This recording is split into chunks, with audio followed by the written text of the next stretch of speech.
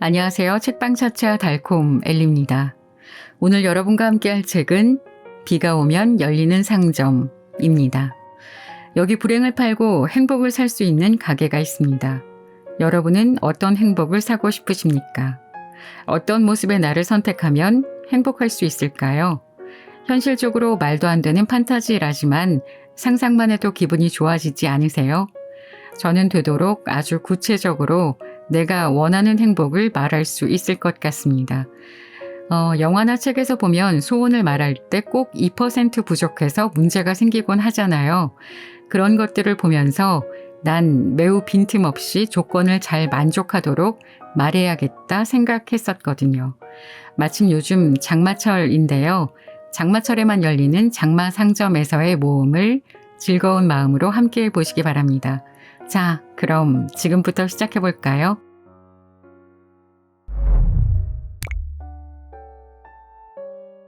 장마 전야. 여름방학을 앞두고 라디오에서 반가운 비 소식이 들려왔다. 하지만 엄마에게는 사실대로 말하지 못했다. 세리는 일주일 전부터 뭐라고 해야 할지 고민만 하다가 결국 당일이 되어서야 편지 하나만을 달랑 남겨두고 집을 나와버렸다. 친구네 집에 며칠 있다가 올게.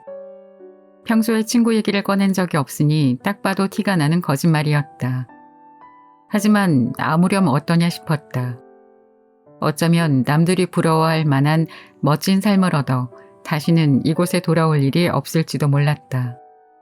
세리는 아무리 빨아도 후줄근해 보이는 운동화를 신고 시내로 향했다. 목적지는 시내 중심가에 있는 기차역이었다. 시내로 나온 건 오랜만이었고 기차를 타는 건 더 오랜만이었다. 기억을 더듬어 보니 초등학교에 들어갈 무렵 엄마 손을 잡고 타본 이후로 처음인 것 같았다. 지금 레인보우 타운행 열차가 들어오고 있습니다. 승객 여러분께서는 한 걸음 뒤로 물러나 주시길 바랍니다. 평소 탈 일이 없어 무심코 스쳐 지나갔던 기차역은 주말을 앞둔 데다 퇴근 시간이어서 그런지 사람들로 북적거렸다. 세리는 혼잡한 승강장 게이트를 헤매다가 하마터면 눈앞에서 기차를 놓칠 뻔했다. 천만다행으로 문이 닫히기 직전 겨우 열차에 오를 수 있었다. 부랴부랴 자리에 앉고 나니 그제야 집을 떠나온 게 실감이 났다. 기차를 타긴 탔는데 세리는 무심코 옆을 돌아보았다. 자기보다 한두 살쯤 많아 보이는 남자가 귀에 이어폰을 끼고 노트북으로 영화인지 드라마인지 모를 것을 보고 있었다. 반쯤 열려있는 가방에는 전공책처럼 보이는 책들이 가득했다. 일부러 본 것은 아니었으나 책 옆면에는 남자가 다니는 듯한 대학교 이름이 적혀 있었다. 세린도 익히 들어 너무나 잘 알고 있는 대학이었다. 매년 졸업식이 되면 학교 정문 플랜카드 가장 높은 곳에 이름이 적히고 공부 꽤 한다는 친구들은 모두가 목표로 삼는 대학이었다. 부럽다. 한때는 세린도 가고 싶었으나 학년이 올라가면서 포기하게 된 학교이기도 했다. 나이 차이는 얼마 나지 않았지만 자신과 다른 세상에 살고 있는 것 같은 남자가 신기해 세린은 기차가 움직이는 내내 힐끔힐끔 쳐다보았다. 그러다 결국 눈이 마주치는 바람에 민망한 나머지 얼굴을 붉히며 괜히 창밖으로 시선을 돌렸다. 차창 밖은 조금씩 어둑어둑해지고 있었다. 단순히 해질녘이어서가 아니라 새카만 먹구름이 잔뜩 몰려오고 있었던 것이다. 바람도 제법 거세게 부는지 철로 옆 키 큰 나무들이 춤을 추듯 잎사귀를 흔들어댔다. 세리는 주머니에 넣어둔 편지와 티켓을 꺼내 다시 한번 꼼꼼히 살펴보았다.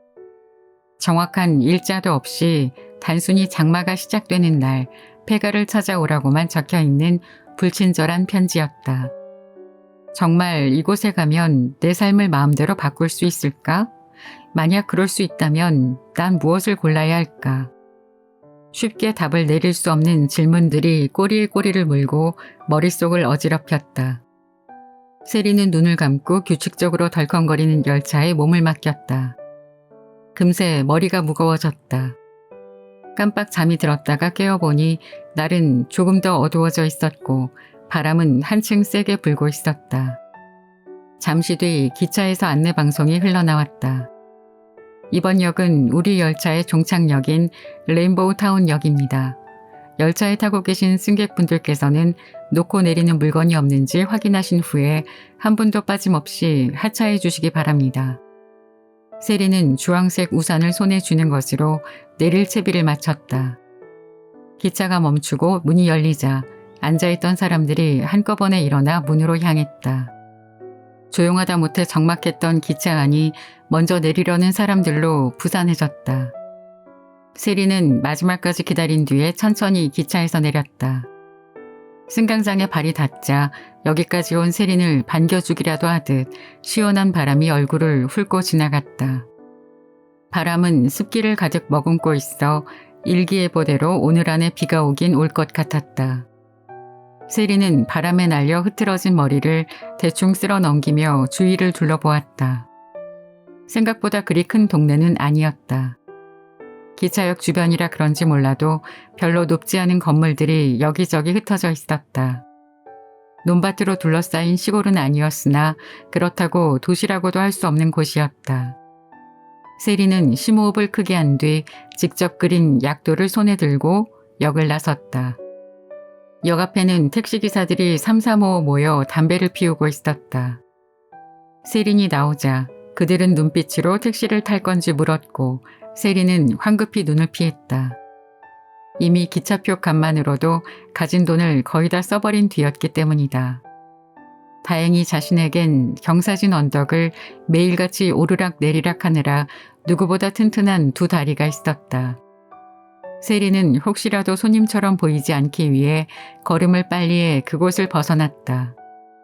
잘 닦인 아스팔트 도로가 점점 비포장 도로로 변해갔다. 세리는 발로 그린 것보다 조금 더 나은 수준의 약도가 점점 못 믿어지기 시작했다. 이제는 아예 길이라고도 하기 힘든 곳을 지나고 있었다. 한참을 걸어가다 보니 몇십 가구 살 것 같지 않은 작은 마을이 나타났다. 오래된 가로등 하나가 마을 입구를 비추고 있었으나 특별히 오가는 사람은 보이지 않았다. 세리는 가로등 불빛에 의지해 약도에 적힌 주소를 확인했다. 자신이 틀리게 옮겨 적은 것이 아니라면 폐가는 이 마을 어딘가에 있을 게 분명했다. 세리는 슬슬 다리가 아파와 무릎을 주물렀다. 대충 아무데나 앉아서 쉬고 싶은 마음이 컸지만 날이 더 어두워지기 전에 빨리 폐가를 찾는 일이 급했다. 여기도 아닌가? 집집마다 돌아다니며 일일이 확인한 끝에 드디어 마지막 집만을 남겨두고 있을 때였다. 어디선가 희미하게 인기척이 들려왔다. 틀림없이 웅성거리는 소리였으나 뭔가 분위기가 심상치 않았다. 세리는 걸음을 재촉했다. 폐가로 보이는 건물 입구에는 웬 노인이 땅에 손을 짚고 쓰러져 있었다. 그 주위를 20대 중반에서 30대 초반으로 보이는 남자 3명이 빙 둘러싸고 있었다. 그들이 서 있는 폼이나 하는 행동 하나하나에서 불량한 냄새가 났다. 그러니까 서로 좋은 말로 하자니까 그러시네. 살 만큼 사신 분이 뭔 욕심이 그리 많으실까? 머리를 온통 노란색으로 물들이고 금목걸이를 두른 것으로도 모자라 노란 민소매 티까지 깔맞춤한 남자가 말했다. 그 유명한 도깨비 티켓 좀 구경하자는데 되게 빡빡하시네. 한 번만 구경하고 바로 돌려드린다니까. 이 녀석들이. 노인은 목에 핏대를 세우고 소리쳤다. 내가 내 놈들 속셈을 모를 줄 알고 젊은 놈이 성실하게 일하고 정직하게 살 생각을 해야지. 여기서 오가는 사람들 가로막고 이게 무슨 행패야. 행패라니 거 말이 심하시네 할아버지. 얼굴이 워낙 험상궂어 순간 도깨비로 착각할 만한 또 다른 동료가 바짝 다가와 얼굴을 들이밀었다. 좀 전에 말했잖아. 부탁이라니까. 본다고 다른 것도 아닌데 좀스럽게 왜 이래? 나보고 그 말을 믿으라고? 어림도 없지. 노인은 과장되게 콧방귀를 뀌고는 조금 전 떠밀려 넘어지느라 손에 묻은 흙을 탈탈 털었다. 노인의 체구는 작았지만 어디서 그런 용기가 나오는지 상대의 협박이 먹히지 않는 강단 있는 목소리로 대꾸했다. 내 놈들한테 줄 도깨비 티켓 같은 건 없어. 아니, 있다고 해도 못 줘. 노인은 눈에서 레이저가 나가기라도 할 것처럼 건달들을 노려보았다. 상대는 이것 봐라 하는 식으로 짧게 웃음을 터뜨렸다. 아무래도 우리 할아범이 본인 뼈가 아직도 딱딱한지 시험해보고 싶은 모양이지? 건달무리의 리더로 보이는 등에 독수리 무늬가 그려진 가죽 재킷을 입은 남자가 앞으로 걸어 나왔다. 그는 어깨 동무하듯이 목에 걸치고 있던 야구 배트를 위협적으로 내려놓았다. 우린 분명히 정중하게 부탁했는데 할아범이 자초한 거야. 그러니 너무 원망하지 마. 옆에 서 있던 노랑머리가 자기 목을 좌우로 꺾으며 또두둑하고 뼈 부딪히는 소리를 냈다. 험상궂은 얼굴의 남자도 이에 질세라 굳은 살 박인 주먹을 보란 듯이 주물렀다. 그러자 노인의 태도가 돌변했다. 방금까지 당당하게 소리치던 노인은 갑자기 두 손으로 머리를 감싸고 외마디 비명을 내질렀다. 악! 그 모습을 본 건달무리가 자기들끼리 낄낄거렸다. 뭐야, 조금 전까지 자신만만하던 영감님은 어디 갔나? 이봐, 우리는 아직 시작도 안 했어. 벌써부터 이렇게 겁을 먹으면 어떡해? 리더는 겁먹은 노인을 향해 비열한 미소를 흘리며 한 걸음 더 앞으로 내디뎠다. 아니, 내디디려 했다. 갑자기 그가 입고 있던 검은색 가죽 재킷이 위로 당겨지더니 서서히 몸이 들어 올려지기 시작했다. 뭐야? 남자는 이게 무슨 일인가 싶어 주변을 살폈지만 보이는 건 아무것도 없었다. 누구야? 이거 안 놔? 그는 리더라는 체면도 있고 불성사납게 발버둥을 쳤으나 달라지는 건 없었다. 결국 자신의 키가 더해진 만큼 위로 올라가더니 맞은편 숲속으로 던져지듯 날아가 버렸다. 노인은 여전히 땅에 얼굴을 파묻고 있었고 나머지 건달 둘은 자리에 얼어붙은 채로 자신들의 리더가 날아간 쪽을 쳐다보았다. 그들이 고개를 돌려 서로 눈을 마주친 순간 이번엔 다른 한 명의 몸이 한 뼘 정도 붕 뜨더니 교통사고라도 당한 것처럼 숲 안으로 내팽개쳐져 버렸다. 그제야 무언가 크게 잘못되었음을 알아차린 노랑머리는 자신의 리더를 챙기려는지 아니면 단지 가장 빨리 도망치기 위해 선택한 곳이 그쪽이었는지 있는 힘을 다해 숲속으로 도망치기 시작했다. 아마도 살아오면서 가장 빨리 달려본 경험으로 남을 것 같았다. 하지만 잠시 뒤 도망치던 건달도 무언가에 맞고 바닥을 구르는 소리가 났다. 노인은 그 소리에 고개를 슬쩍 들었다가 또 한 번 소스라치게 놀라며 이번엔 뒤로 벌러덩 넘어졌다. 오지마. 눈앞에 보고도 믿기 힘든 존재가 자신을 내려다보고 있었다. 노인은 누군가 굳이 알려주지 않아도 알 수 있었다. 애초에 다른 단어로는 표현할 수도 없었다. 인간과 닮았지만 결코 인간이라고 할 수 없는 모습. 노인은 헛것이 아니라는 걸 알면서도 몇 번이나 눈을 비벼댔다. 그것은 분명 도깨비였다. 쏴! 하늘에서 비가 쏟아지기 시작했다. 문지기 토리야. 놀란 건 이를 몰래 지켜보던 세린도 마찬가지였다. 갑자기 장대비가 쏟아져 머리와 옷이 젖었지만 채 우산을 쓸 생각도 하지 못했다. 사람과 생김새는 비슷하지만 팔이 길고 그에 비해 다리가 짧은 흡사 고릴라를 보는 듯한 무언가가 폐가 입구에서 걸어 나오더니 노인을 둘러싸고 있던 건달 무리를 순식간에 숲으로 던져버린 것이다. 마지막에는 그들이 두고 간 야구 방망이로 도망치던 건달까지 정확히 맞춰버렸다. 세리는 도서관에서 봤던 책의 앞부분을 겨우 기억해냈다. 그것은 오직 티켓을 받은 사람만이 도깨비를 볼 수 있으며 그들의 안내를 받게 된다는 것이었다. 끝까지 무슨 영문인지 모르겠다는 건달들의 표정으로 미루어 보아 책의 내용은 사실임을 알 수 있었다. 도깨비는 어느새 노인에게서 시선을 거두고 건물 모서리에 숨어 얼굴 반쪽만 내밀고 있던 세린을 바라보고 있었다. 그제야 도깨비의 얼굴 윤곽이 정확히 보였다. 정수리 쪽에 작은 뿔이 나 있는 것을 제외하면 인간과 크게 다를 게 없었다. 다만 웬만한 농구 선수들은 어깨 근처에도 못 올 정도로 키가 크다 보니 왠지 모르게 두려운 마음이 들었다. 도깨비는 이렇다 저렇다 말도 없이 세린과 노인을 번갈아 보더니 따라오라는 손짓을 하고는 폐가로 사라져버렸다. 그러는 사이 빗방울이 점점 거세졌다.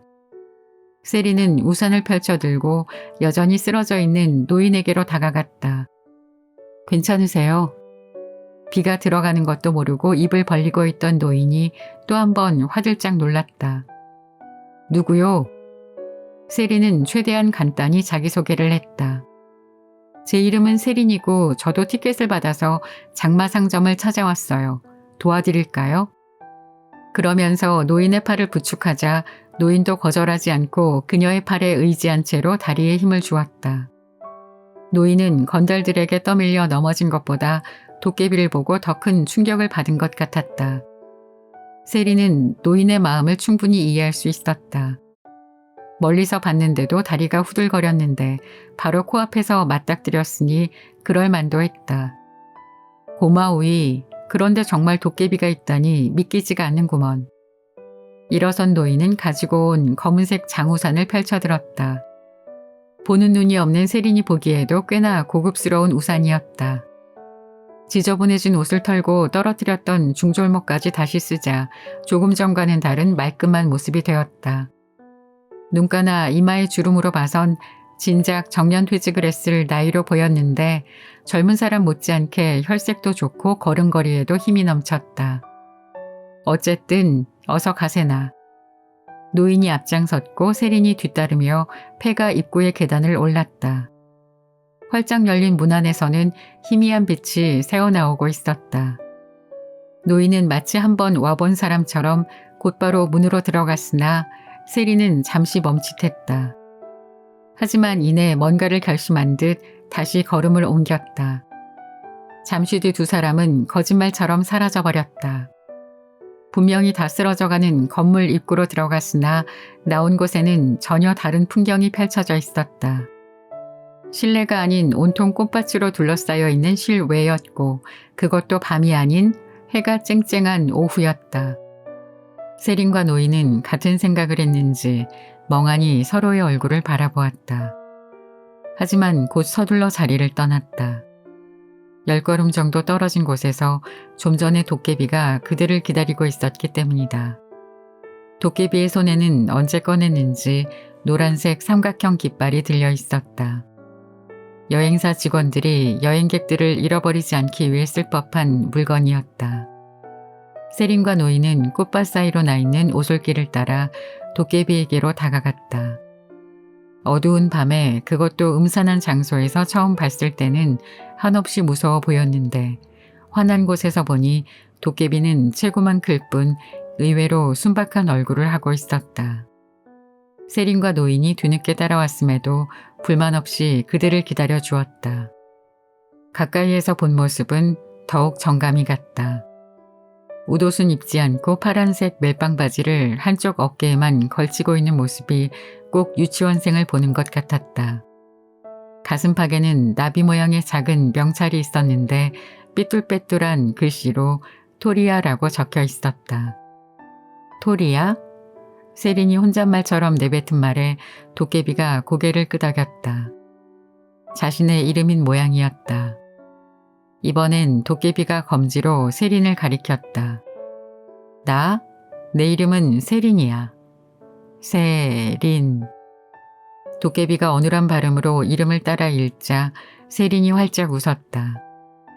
맞아. 그런데 여기가 장마상점이야? 상점. 토리아는 손끝으로 멀리 떨어진 하얀색 건물을 가리켰다. 꽃밭 너머로 성 같기도 하고 탑 같기도 한 높은 건물이 우뚝 서 있는 게 보였다. 길쭉하고 가느다란 건물을 중심으로 동화 속에서 방금 튀어나온 것 같은 집들이 사방에 흩어져 있었다. 우와, 세린은 저도 모르게 감탄을 내뱉었다. 정말 저기로 가면 내 인생을 바꿀 수 있는 거야? 하지만 토리아는 뾰족하게 솟아있는 손톱으로 자신의 머리를 극적이기만 했다. 아직 인간의 말은 알아듣거나 표현하는데 익숙치 않은 것 같았다. 이것저것을 귀찮게 물어보는 세린과 달리 노인은 아직도 토리아가 겁이 나는지 두어 걸음 떨어진 곳에서 그들의 눈치만 살피고 있었다. 괜찮아요. 해치지는 않을 것 같아요. 세린이 노인을 안심시키려 했지만 노인은 여전히 세린의 등 뒤에 서서 경계를 풀지 않는 모습이었다. 토리아는 그러거나 말거나 몸을 돌려 상점으로 향하기 시작했다. 그는 키가 워낙 커서 한 걸음을 걸으면 세린과 노인은 두세 걸음을 걸어야 했다. 하지만 걸음걸이가 원래 느린 건지 아니면 일부러 속도를 맞춰주는 건지 애쓰지 않아도 토리아를 따라잡는데 큰 무리가 없었다. 다만 이상한 건 그의 행동이었다. 멀쩡한 길 안내를 하던 토리아가 갑자기 화들짝 놀라며 우뚝 멈춰서더니 쭉 뻗은 직선길을 내버려 두고 빙 돌아가는 것이었다. 세리는 잠시 어리둥절하여 그의 뒷모습을 멀뚱히 바라보았다. 호기심이 생긴 세리는 곧장 따라가지 않고 토리아가 조금 전 서 있던 곳으로 갔다. 커다란 뱀이라도 숨어있나 싶어 자세히 살펴보았으나 잘 다져진 길가에는 돌멩이 몇 개를 제외하고는 별달리 보이는 게 없었다. 뭔가 자신이 모르는 이유가 있겠거니 생각하며 무심코 시선을 아래로 향했을 때였다. 그녀의 발 앞에 송충이 한 마리가 꼼지락거리며 기어가고 있었다. 설마 이것 때문이야? 궁금한 건 못 참는 성격인지라 직접 토리아에게 물어보고 싶었지만 왠지 신뢰가 되는 말일 것 같아 넣어두기로 했다. 세리는 어느새 거리가 벌어진 토리아를 다시 뒤쫓아갔다. 하지만 얼마 안 가 토리아는 또다시 멈춰섰다. 이번엔 길가에 쭈그리고 앉아 무언가를 한참이나 뚫어져라 쳐다보았다. 그가 보는 것은 다름 아닌 보라색으로 활짝 핀 꽃이었다. 워낙 주의 깊게 보고 있어 말을 붙이기도 어려웠다. 세린이 토리아의 얼굴을 가만 살펴보니 왠지 꽃이 마음에 들어 가져가고 싶은 눈치였다. 그러나 차마 꽃을 꺾을 수 없어 고민하는 것 같았다. 이를 보다 못한 세린이 꽃을 대신 꺾어주자 토리아는 어린아이 같은 표정으로 좋아했다. 세린은 이러다가 장마가 끝나기 전에 도착할 수나 있을까 걱정이 되었지만 다행히 더는 무서운 벌레도 마음에 드는 꽃도 없었는지 토리아는 멈추지 않고 곧장 상점으로 향했다. 상점은 하얀색 가래떡을 길게 세워둔 모양을 하고 있었다. 근처 건물들에 비해 유난히 높고 웅장해서 옥상에 올라서면 주변의 다른 집들은 성냥갑처럼 보일 것 같았다. 출입구로 보이는 곳에는 토리아가 고개를 숙이지 않아도 충분히 들어갈 만한 커다란 문이 있었다. 그들이 문 앞에 도착하자 별다른 신호도 보내지 않았는데 저절로 문이 스르륵 움직였다. 마치 유령의 집에 온 듯한 기분이었다. 그리고 문이 채 완전히 열리기도 전에 안에서 시끄러운 음악 소리가 새어나왔다. 어두운 상점 안은 그야말로 흥겨운 축제 분위기였다. 순간 토리아가 무도회장을 상점으로 잘못 알고 있는 게 아닌가 하는 의심이 들 정도였다. 노인도 이런 분위기가 익숙지 않은지 괜한 헛기침을 했다. 천장에는 미러볼이 쉴 새 없이 돌아갔고 주변은 실루엣만 보이는 인파로 가득했다. 키높이만한 무대에서 화려한 옷을 입은 도깨비들의 공연이 펼쳐지는 가운데 단정한 웨이터 차림의 남자 도깨비가 다가오더니 쟁반에 담긴 정체 모를 음료를 권했다. 세리는 별로 마시고 싶은 생각이 없었지만 노인이 두 잔을 받아 한 잔을 건네는 바람에 마지못해 잔을 손에 쥐었다. 당연히 술일 거라고 생각했던 음료는 의외로 좋은 향이 나는 과일 주스였다. 무슨 과일인 것까지는 알 수 없었으나 하도 달콤하고 시원해서 아까 그 웨이터가 보이면 부끄러움을 감수하고라도 한 잔만 더 달라고 부탁하고 싶을 정도였다. 노인도 옆에서 눈을 감고 음료를 음미하며 감탄사를 연발했다. 그러는 사이 축제는 어느새 막바지로 접어들었다. 노인과 세린이 마지막 손님이었는지 그들을 끝으로 빗장이 걸리며 문이 완전히 닫혀버렸다. 쿵! 열릴 때와는 반대로 묵직한 소리가 주변을 울렸다. 옷이 다 젖을 정도로 혼신의 힘을 다해 노래를 부르고 춤을 추던 도깨비들이 박수를 받으며 무대에서 내려갔다. 그와 함께 요란하던 음악 소리도 멈췄다. 상점 안은 순식간에 도서관이 된 듯 고요해졌다.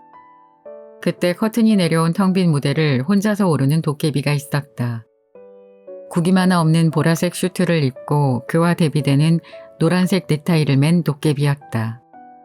인간 세상으로 쳐도 꽤나 패션 감각이 있어 보이는 그는 머리에 포마드를 잔뜩 발라 한쪽으로 빗어 넘겼고 콧수염을 멋지게 기르고 있었다. 인상이 워낙 강렬해서 한 번 보면 결코 잊을 수 없는 모습이었다. 자신을 듀로프라고 소개한 도깨비는 마이크를 손에 쥐고 한껏 격양된 목소리로 외쳤다. 어서 오십시오. 장마 상점에 오신 여러분을 환영합니다. 장마 상점.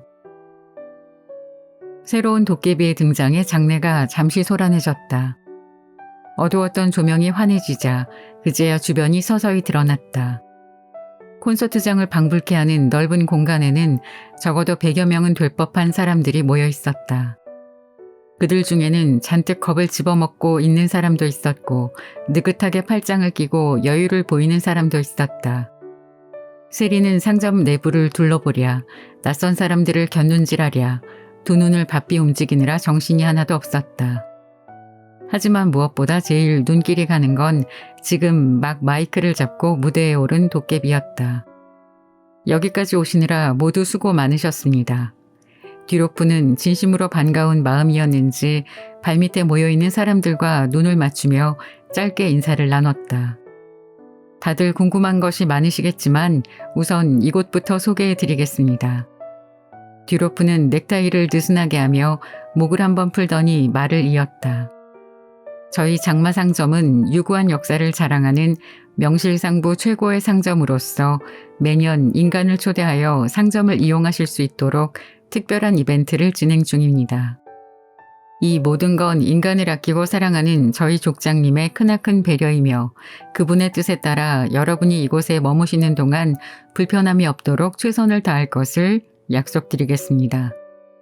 듀로프는 오른손을 왼쪽 가슴에 대고 허리를 깊이 숙여 인사했다. 그럼 따분한 소개는 이쯤에서 끝내고 듀로프가 손가락을 살짝 튕기자 무대 옆에서 대기하던 미녀 도깨비가 천으로 덮인 무언가를 들고 걸어 나왔다. 바로 본론으로 넘어가도록 하겠습니다. 미녀 도깨비는 듀로프의 바로 옆에 서서 늘씬한 각선미와 잘록한 허리를 뽐냈다. 여러분이 가장 기대하시는 건 아무래도 이것이겠죠? 듀로프가 이미 다 꿰뚫어 봤다는 듯이 물었다. 하지만 사람들은 여자 도깨비에게 시선을 빼앗겨 듀로프의 이어지는 설명을 귀담아 듣지 못했다. 갖고 계신 불행을 없애고 싶으신가요? 꿈꾸던 삶을 살아보시는 건 어떤가요? 남들이 부러워할 만한 새로운 인생을 시작할 수 있다면요? 듀로프는 극적인 효과를 주기 위해 일부러 잠시 시간을 끌었다. 소개합니다. 저희 장마 상점의 자랑, 도깨비 구슬입니다. 곧이어 듀로프가 마술사처럼 현란한 동작으로 천을 걷었다. 익히는 데만 반나절은 꼬박 걸렸을 것 같은 멋진 포즈였다. 천은 공중에서 활짝 펼쳐지더니 나풀거리며 뒤쪽으로 떨어졌다. 사람들은 웅성거리며 눈을 크게 뜨고 시선을 집중했다. 맨 뒤에 있던 세리는 까치발을 들고 조금이라도 더 자세히 보기 위해 안간힘을 썼다. 노인도 최대한 목을 길게 뺐다. 작은 탁자 위에는 각기 다른 크기의 오색 찬란한 구슬들이 조명을 받아 보석처럼 빛을 내고 있었다. 작은 것은 탁구공만 했고 큰 것 중에는 볼링공만한 것도 있었다. 듀로프는 그중 하나를 집어들었다. 어떻습니까? 정말 아름답지 않나요? 이 구슬에는 여러분이 그토록 원하시는 멋진 삶들이 가득 들어 있습니다. 그 구슬은 얼마죠? 누군가 용기 있게 손을 번쩍 들고 질문했다. 저희는 인간의 돈은 필요치 않습니다. 구슬은 상점마다 하나씩 진열되어 있으며 불행을 파시고 받은 금화로 해당 상점을 이용하신 뒤에는 얼마든지 가져가실 수 있습니다. 그것도 공짜로 말이죠. 여기저기서 환호성과 박수가 터져나왔다. 듀로프는 그것이야말로 자신이 기대했던 반응이었는지 옆으로 길게 자란 콧수염이 머리까지 치솟을 만큼 입꼬리를 올렸다. 상점에는 그동안 저희가 모아온 수없이 많은 구슬이 보관되어 있습니다. 여러분께서는 천천히 둘러보시고 장마가 끝나기 전까지만 원하는 구슬을 가져오시면 됩니다. 만약에 그 전까지 고르지 못하면 어떻게 되나요? 조금 전 질문했던 남자가 다시 물었다. 네모 반듯한 뿔테 안경을 끼고 수첩과 볼펜을 들고 있는 학창시절의 선생님들이 딱 좋아할 만한 모범생 타입의 남자였다. 듀로프도 선생님 같은 억양으로 대답했다. 좋은 질문입니다. 물론 구슬을 고르지 않으면 아무 일도 일어나지 않습니다. 하지만 한 가지 유념해 두셔야 할 것이 있습니다. 듀로프가 탁자에 놓여있던 김이 모락모락 나는 찻잔을 들더니 뜨겁지도 않은지 한 번에 후루룩 마셔버렸다. 만약 장마가 끝나기 전까지 상점 밖으로 나가시지 않으면 그는 찻잔을 옆으로 돌려 깔끔하게 비워버린 바닥을 보여주었다. 이곳에 남아 계신 분들은 영원히 사라지게 됩니다. 순간 주변이 찬물을 끼얹은 듯 조용해졌다. 듀로프는 분위기가 순식간에 얼어붙은 것을 보고 일부러 과장되게 웃음을 터뜨렸다. 잠시 그의 웃음소리가 넓은 상점 내부를 울렸다. 하지만 너무 걱정하지 마세요. 아직 시간은 많습니다. 이제 막 장마가 시작되었고 이번 장마는 일주일하고도 9시간 44분 32초가 지속될 예정이니까요. 정확한 것은 도깨비 표준 시계를 확인해 주세요. 듀로프가 출입구 쪽을 가리켰다. 뒤쪽 벽면에는 커다란 시계가 걸려 있었는데 분침이나 시침은 없고 물이 가득 찬 모래시계 모형에서 물방울이 조금씩 떨어지고 있었다. 구슬을 사용하는 방법에 대해서는 잠시 후 방문하실 불행 전당포에서 알려드릴 예정입니다. 또한 상점을 이용하시면서 참고가 될 만한 것들을 미리 준비해 놓았습니다. 듀로프가 미녀 도깨비에게 눈짓을 하자 그녀는 가볍게 고개를 끄덕이고는 준비해온 작은 책자를 나눠주기 시작했다. 순간 사람들이 서로 먼저 받겠다고 어깨를 밀치는 바람에 작은 소란이 일어났다.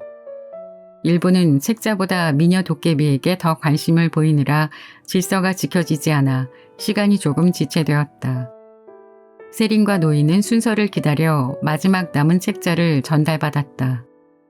책자는 밖에서 흔히 볼 수 있는 얇은 브로슈어 형태였다.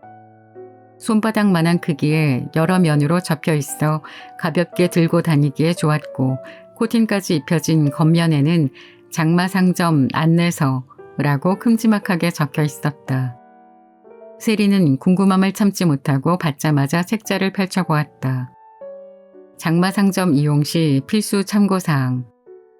첫째, 불행 전당포에서 받은 금화는 상점 내에서만 사용이 가능하다. 둘째, 금화는 장마 기간에만 유효하다. 셋째, 구슬을 인간 세계로 가지고 나간 이후에는 교환 및 환불이 불가하다. 넷째, 구슬에 담긴 행복은 원하는 시점에 주문을 통해 발동된다. 다섯째, 구슬을 버리거나 포기하면 원래 주인에게로 되돌아간다.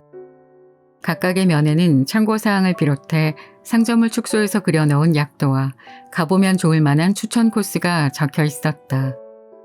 그 중에서도 대표 맛집으로 소개된 곳은 보르도 보르모 형제가 운영하는 레스토랑이었는데 사진에는 쌍둥이로 보이는 똑같은 얼굴의 도깨비들이 환하게 미소를 짓고 있었다.